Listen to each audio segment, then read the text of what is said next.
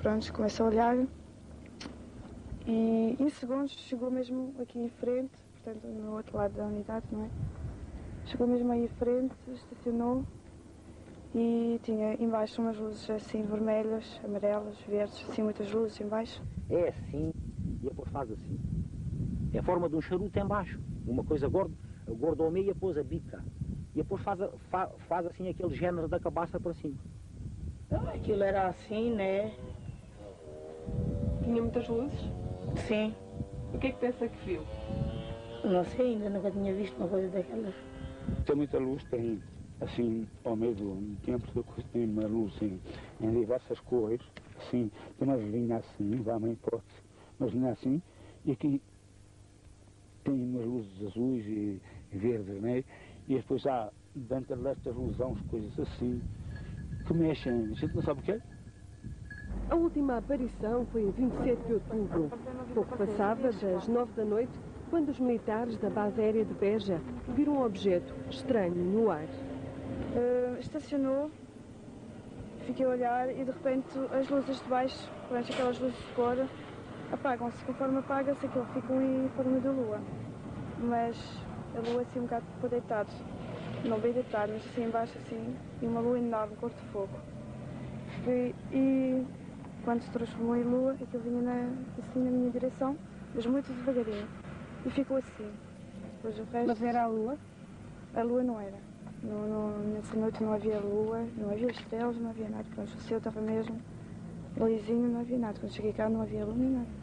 Nós chegámos para fazer a reanimação e então ela disse que qualquer coisa se movia, as luzes se moviam.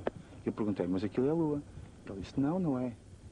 E depois eu estive a observar e parecia tinha uma luz muito forte, cor de fogo. Mas também lhe pareceu que fosse a lua, porque é que disse que era a lua? Devido à forma. Pensei que fosse lua porque estava com uma forma de quarto crescente.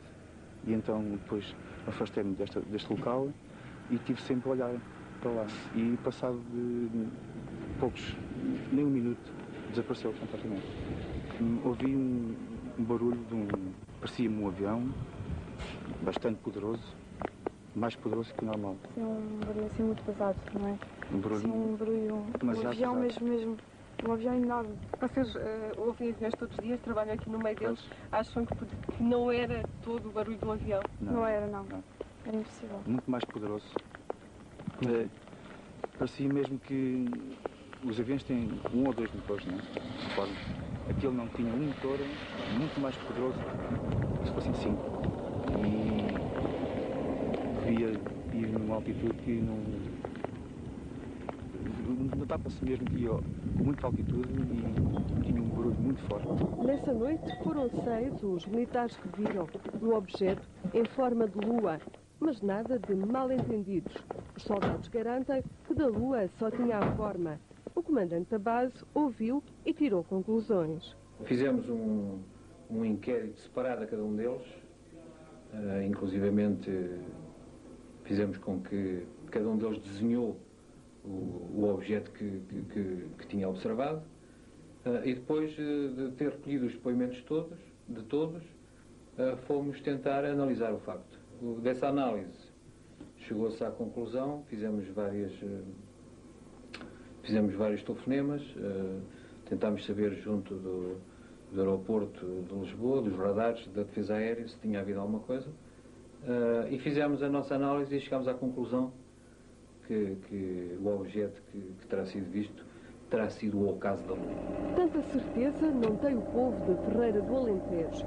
Nas noites quentes de verão, um objeto viajou e dizem até aterrou a poucos metros da vila.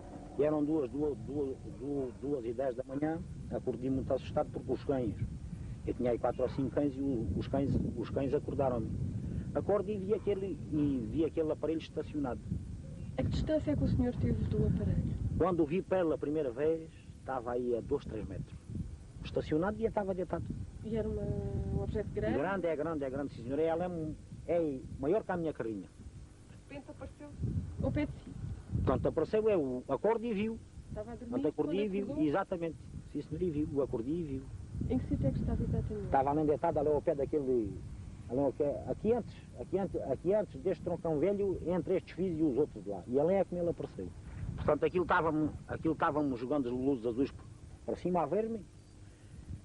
E quando leva a ponta a espingarda, aquilo começou-me a mandar as luzes, aquilo desviou-se um pouco e começou-me a mandar as luzes, mas com mais intensidade para o braço e para a arma. Foi aí até que apanhei meio da tandeira. Pensou o quê nessa altura? Pensei tudo, minha senhora, raspei-me logo e fui direto ao monte a pedir ajuda ao rapaz. Quando Jorge Lota chegou ao monte, o objeto afastou-se na direção da central elétrica, mas ainda estava visível. Levantei-me e vim que eu sabia, conhecia a voz dele, sabia que era ele, não sabia o que é que se passava. Depois estamos ali os dois por aqui afora, até ali onde ele tinha as cabras. Ele disse-me que tinha visto tipo um aparelho, ele disse que é um OVNI, quer dizer, não viu, foi o que ele tem dito sempre a ele. Eu não vi o feitio daquilo, nem a cor, mas pronto, via-se uma luz grande virada para o chão. Ali há aquele montezinho que está aqui atrás, onde está esta hortazita, depois fomos andando os dois até a lembra, se a gente conseguia chegar bem ao pé daquilo, para uma pessoa ver bem o que era. Mas à medida que se aproximava, ele sim, aqui, quer dizer, desaparecia aquela luz, depois tornava a aparecer 5 ou 10 metros, outra vez. Que cor era a luz? Uma luz branca, assim, uma luz amarela, com uns máximos aí de um carro, mas pronto, virados Vindas de cima. Sim, sim. Na noite seguinte, o objeto desconhecido voltou ao local do crime. Desta vez, até provocou um pequeno acidente. Parece-me que eu plano para frente, desde ver a estrada, sabia voltar para aqui, voltei um bocado depois. Ficou encandeado. Fui encandeado, está motorizado, a ter partido um motor desmotorizado. Na manhã seguinte, mesmo junto ao Corral das Cabras, José Almeida e o genro dizem ter visto marcas no chão. E vi uma coisa baixa e grossa aos galões. E que rastro é que deixou? Deixava o rastro, portanto o rastro aí de um coelho a esgravatarem, mas em 2 sítios ao mesmo tempo. E andava aos galões, que isso via ele andar aos galões, uma coisa baixa e grossa e tinha assim a parte de cima, assim, achatada. Como é que era? Acha que era algo... Não sei, minha senhora, não sei se aquilo era aparelho, se era qualquer coisa, não sei, olha, esse é que apanhei medo que aquilo entrou esteira. O que é que acha que fosse? Acha que era algum ser? Algum aparelho, talvez, e depois aquilo foi absorvido onde o aparelho estava estacionado. Uma descrição assim já há muito não se ouvia por estas bandas. Por entre risadas mais ou menos atrevidas, a população lá vai comentando o que pensa sobre os objetos desconhecidos não identificados. Acredita em OVNIs? Não acredito. Não acredita na versão do Sr. Jorge? Julgo que aquilo que vi de ser outra coisa ele aí inventou, não sei se é verdade, se é mentira. Eu costumo inventar histórias. Não, ele não é por isso, mas é capaz também às vezes inventar alguma. Se ele diz é porque realmente viu, não é? Ele não ia dizer uma coisa que não viu. E tanto mais que houve pessoas com outra moral que não o divulgam porque têm medo de cair no ridículo, na chacota. As pessoas normalmente gozam, normalmente é sempre com os alentejanos. E é por isso que ele está a ser muito gozado em rádios que eu já ouvi e tudo. Eu acho que não devia ser assim. Se ele afirma que viu, é porque realmente viu. Se fosse consigo, mais depressa acreditava na versão dos OVNIs ou o que é que acha? Divulgava, à partida. Porquê? Porque acho que é motivo de... Ele foi corajoso, se calhar, em dizê-lo. Mas na mesma semana, Francisco Laró encheu-se de coragem, durante a noite meteu-se numa carrinha e no meio do campo viu uma luz. E eu disse, isto não fará alguma coisa, o Jorge viu, atacamos mas é a espingarda e vamos lá direito. E eu taquei a espingarda e fomos lá direito, então uma coisa casual. Quando deixámos de ver, mas vimos aquela luz assim, a mexer um braço para baixo e outro para cima, pronto, deixámos de ver aquela luz. Mas notava que era um braço humano? Sim, vimos assim numa espécie que, porque a luz depois abaixava, quando a mão a levantava e outra abaixava, vimos aquela luz assim para o lado de cor de laranja, assim, uma cor assim. E depois deixámos de ver de repente. Foi o último testemunho de objetos estranhos em Ferreira do Alentejo. Quem não viu, conta a história e ri. Quem viu, acredita e gostava de ver mais uma vez. Não tinha visto uma coisa assim. Então, mas eu tinha medo de ir lá dormir sozinho, já. Ia dormir mais um bocadinho lá. Tinha vontade de ver de novo? Sim. Gostava de ver de novo? Sim. Para quê? Para tirar dúvidas? Ou poder chegar mais próximo. O que é que o senhor queria? Embora como vá ser igual. Gostava de ser levado para um... Sim. Para mim, já estou velho. Gostava de ter uma experiência assim diferente. Sim. E eu, outra vez, mas deixaram-me voltar para contar aquilo que ha passado, não é? Eu sei. Olha! Ei! Olha para a frente!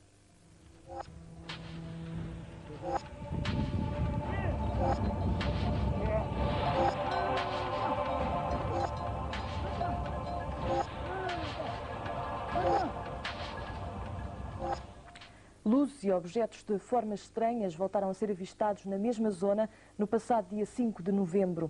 Ouça na segunda parte do Praça Pública o que pensa destes fenómenos a Associação Portuguesa de Pesquisa OVNI. Voltamos já. Estas pessoas viram de facto? Pois eu creio que aquilo que as pessoas viram, nomeadamente no caso dos militares, que é a primeira parte da peça, eu creio que aquilo que foi visto por eles não pode de modo algum ser a Lua, tal como o comandante da base o afirma, porquanto tanto quanto eu saiba, a Lua não tem barulho de motores. Além disso, são pessoas habituadas a ver, provavelmente até a lidar com material aéreo, com aeronaves, e por conseguinte sabem distinguir perfeitamente qual a diferença entre uma aeronave normal e uma aeronave, se assim se pode chamar, que não tem definição oficial. Pelo que eu creio que eles terão visto algo que não é a Lua nem um avião em termos vulgares. Todas estas pessoas que viram qualquer coisa de estranho, todas elas apontam para cores diferentes. Para uns é amarelo, para outros é branco, para outros é azul. Não há aqui ficção nesta diversidade de cores. Bom, eu não digo que não possa haver sempre algo ligado à ficção. É muito provável até que na maioria dos casos isso aconteça. Agora, o facto de existirem tipos de cores diferentes, mesmo em observações feitas relativamente perto umas das outras ou sobre o mesmo objeto, por princípio é possível que isso possa acontecer, porquanto, tanto quanto nós conhecemos ou sabemos, há uma série de luzes que giram nesses objetos. E todas essas luzes têm diferentes tonalidades, diferentes cores. O azul, o verde, o laranja, amarelo, vermelho, e obviamente do ângulo em que a pessoa se encontra, se observar melhor, se tiver uma visão melhor de determinada cor, será essa cor que ela reporta que viu. Há provas de que o que estas pessoas viram é de facto qualquer coisa de estranho? Olha, neste caso específico, nós temos os nossos agentes que estão precisamente sediados em Beja, estão a estudar o assunto exaustivamente para que consigamos chegar a uma conclusão definitiva. O que é que foi, o que é que deixou de ser, se há explicação, se não há. Mas se refere ao caso de se verificar que por vezes há na realidade coisas que não têm explicação e que podem ser conectadas com objetos voadores não identificados, elas existem não só em Portugal como por todo o mundo. E em Portugal têm-se feito estudos credíveis sobre essa matéria?